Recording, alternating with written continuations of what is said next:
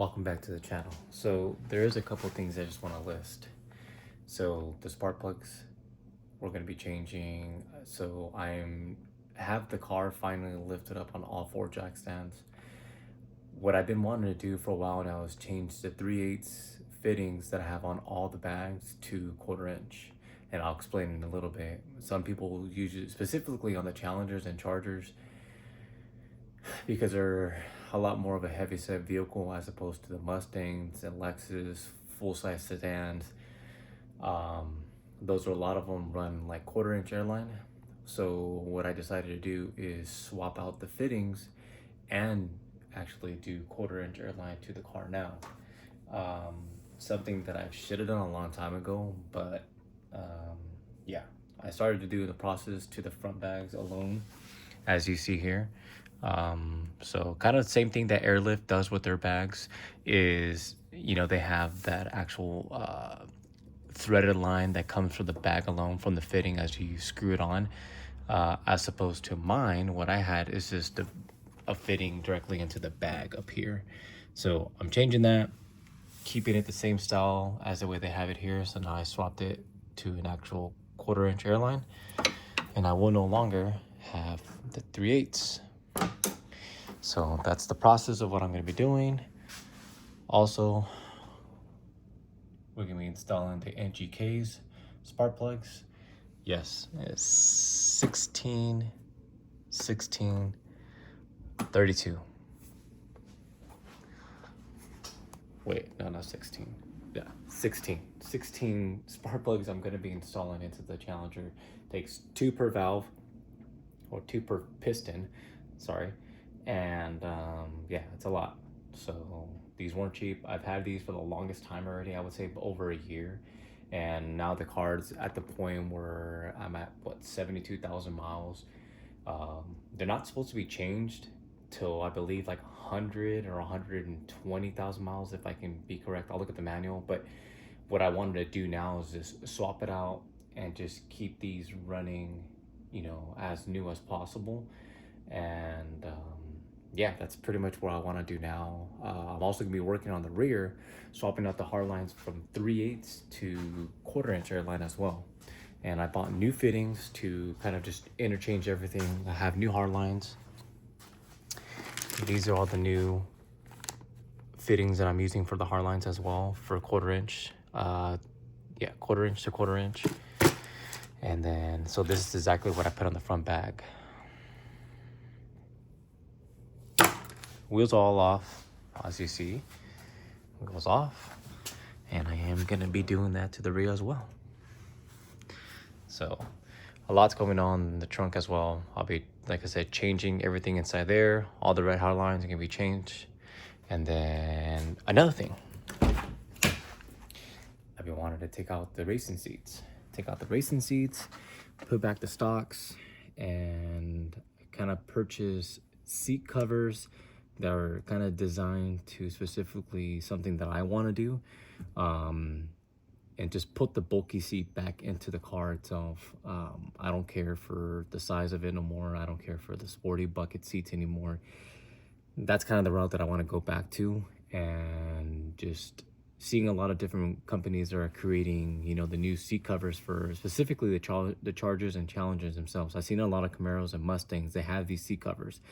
There's cat skins, there's custom leathers and like other companies, but I'll put one specifically, a small design of something that I want to get done, and you guys will see that pretty soon as well. So that's also the next thing that I'm going to be doing on the interior. I mean, the seats are already fading out, as you see here. So this red isn't even red anymore. It's like peach. But yeah, that's another thing I'm going to be doing to the car. And as of now, that's literally where I'm at. I've kind of put the build to the side for a little bit and just continue doing the fronts, new lines going down the rear, the trunk, and that as well. So stick with the process, continue subscribing to the channel, like the channel, and leave some comments down the bottom, man. I want to see what you guys are thinking about my build now, where I'm at since 2019 started, and have completed so much of it now to this. It's been a journey for sure. I mean, the fact that I even started Airlux Garage is another thing that I've been doing too here in the garage itself. And the business has been going good. Don't get me wrong, business has been doing good. I have even wood here for all the trunk setups that I've been doing. Different platforms that we do for basics, you know, down to like a stage 3 type of design for the rear itself, which, I mean, I'll show you on mine. Kind of ran into a little incident. The actual compressor that I had here, the 444 compressor, blew on the actual little piston rod that's in there. So this one's still there, but so I had to borrow one from my brother, and he let me use his here. Yeah, it literally just shattered from the bottom end of the piston here. There's pieces broken everywhere. I had to vacuum all this, and it literally sounded like this thing had coins inside, like just constant metal rubbing everywhere. And I got to work, and it literally just shut off. And I only heard one compressor working, which kind of honestly scared the shit out of me. And I was like, dude, what the hell is even going on? But it is what it is. These are the types of things that happened, you know, can happen to you as well, you know, but it's not because you're not taking care of them. It's just the longevity of it. This system alone I've had with my previous 2 cars.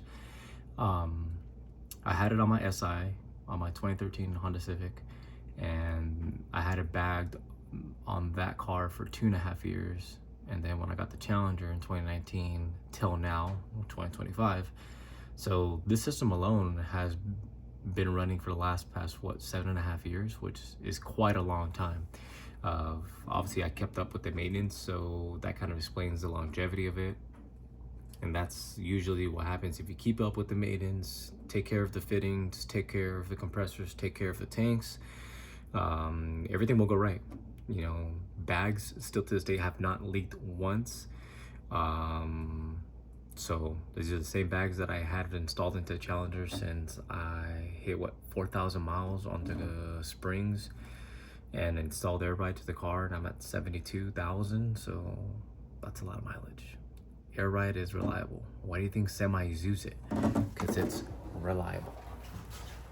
So those that know how to take care of air suspension know how to take care of air suspension. Those that want to be handy and, you know, being one-on-one with your own car, this is the way to do it. But any other questions you want to ask me, by all means, I'm free to answer anything in the comments, even down to negative stuff. I mean, I've had other responses to when I installed the wide body. Was another thing, like, why'd you cut so deep? Why'd you do this and why'd you do that? I didn't have to do that to my car. Why'd you do yours? And I was like, there's a big difference when you're having an air ride vehicle compared to Lawrence Springs, compared to coilovers, all that type of thing.